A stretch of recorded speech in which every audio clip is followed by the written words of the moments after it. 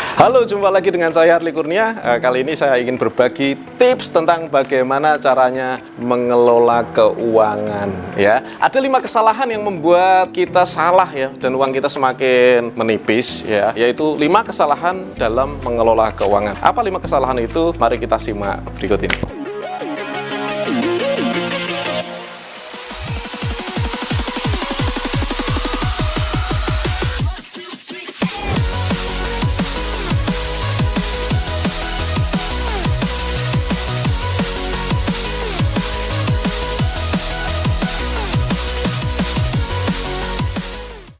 Kesalahan pertama adalah melibatkan perasaan. Jadi gini saudara, banyak sekali kita merasa bingung ya, kenapa uang kita nggak bertambah-bertambah, kenapa kok menipis, lama kerja tapi nggak bisa nabung, karena Anda terlalu melibatkan perasaan. Ingat, uang adalah angka, uang bukan teman hidup kita, uang itu bukan tujuan, uang itu hanya sekedar angka, jadi nggak perlu Anda berperasaan. Nah, kebanyakan kita, kalau uangnya sedikit, kita sedih, kalau uangnya banyak, mendadak kita senang. Masalahnya apa? Masalahnya nggak senang uangnya banyak. Ya jujur, manusiawi, kita pasti senang uangnya banyak.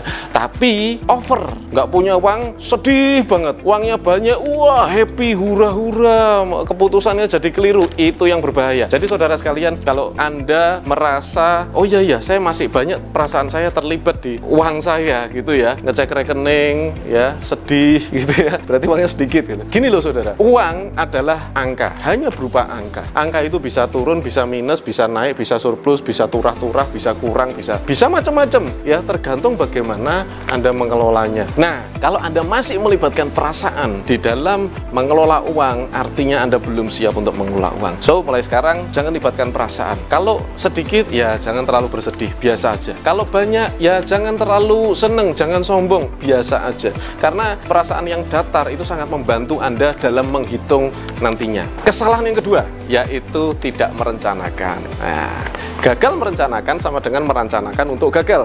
Itu prinsipnya. Jadi pada saat Anda dapat uang, terus Anda tidak merencanakan uangnya mau diapakan, secara tertulis ya, direncanakan dengan rinci matang-matang, maka uang itu akan nggak tahu kemana. Pernah nggak Anda ngerasakan gini? Ya saya dapat uang sih, tapi kok nggak ada sisanya? Tapi kok nggak ada rasanya? Hidup saya cuma gitu-gitu aja. Itu artinya Anda tidak pernah merencanakan keuangan Anda. Keuangan harus direncanakan.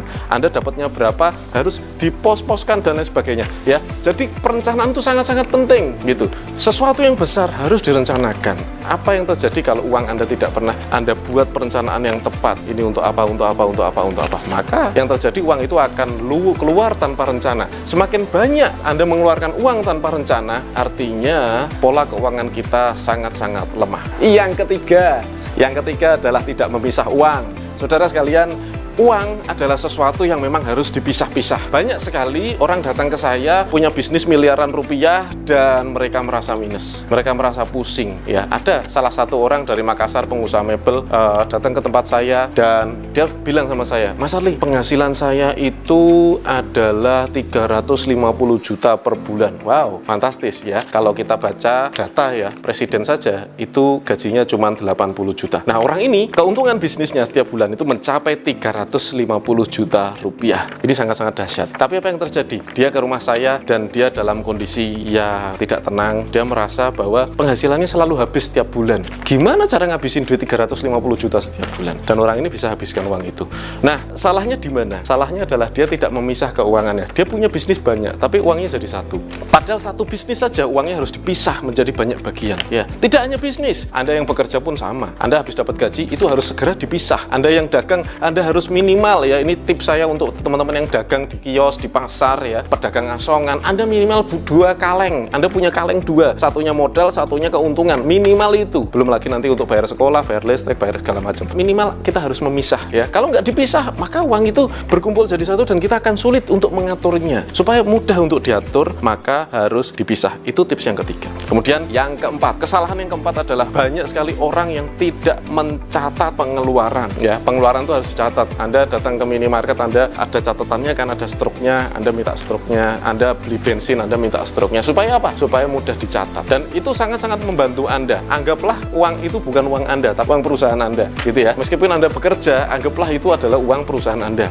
Atau kalau Anda bingung, anggaplah itu uang istri Anda, gitu loh ya. Jadi Anda bisa mencatat nanti untuk laporan bulanan. Jadi kalau dicatat, Anda bisa tahu bulan ini saya mengeluarkan untuk apa saja, dan jumlahnya harus sama, gitu. Tidak ada satupun pengeluaran yang tidak dilaporkan, ya. Harus semuanya dilaporkan dengan rinci dan jelas. Supaya apa? Supaya mudah kita mengaturnya. Kemudian kesalahan yang kelima adalah tidak melakukan evaluasi. Saudara sekalian, banyak dari kita ya mungkin sudah benar ya semuanya, empat-empatnya sudah benar, tapi tidak pernah melakukan evaluasi, yaitu sama aja bohong. Untuk apa dicatat? Untuk apa dipisah-pisah? Untuk apa direncanakan? Untuk apa diatur uangnya? Kalau tidak pernah dievaluasi. Tujuan dari mengatur keuangan adalah untuk terus-menerus mengevaluasi. Saudara sekalian, kita tidak mungkin bisa benar 100% di saat awal-awal, tetapi ini adalah masalah kebiasaan. Pada saat kita punya kebiasaan yang baik dalam mengatur keuangan, mengelola keuangan, maka keuangan Anda akan sehat. Orang yang keuangannya sehat, entah dia kerja atau dia bisnis, dia akan memiliki kehidupan finansial yang lebih longgar. Kenapa orang merasa kepepet? Kenapa orang merasa uangnya nggak ada wujudnya? Karena dia tidak pernah mengaturnya. Sama seperti waktu. Kalau Anda mengatur waktu Anda akan bisa melakukan banyak hal dalam sehari. Tapi kalau Anda tidak mengatur waktu Anda akan habis begitu saja. Sama, uang juga seperti itu.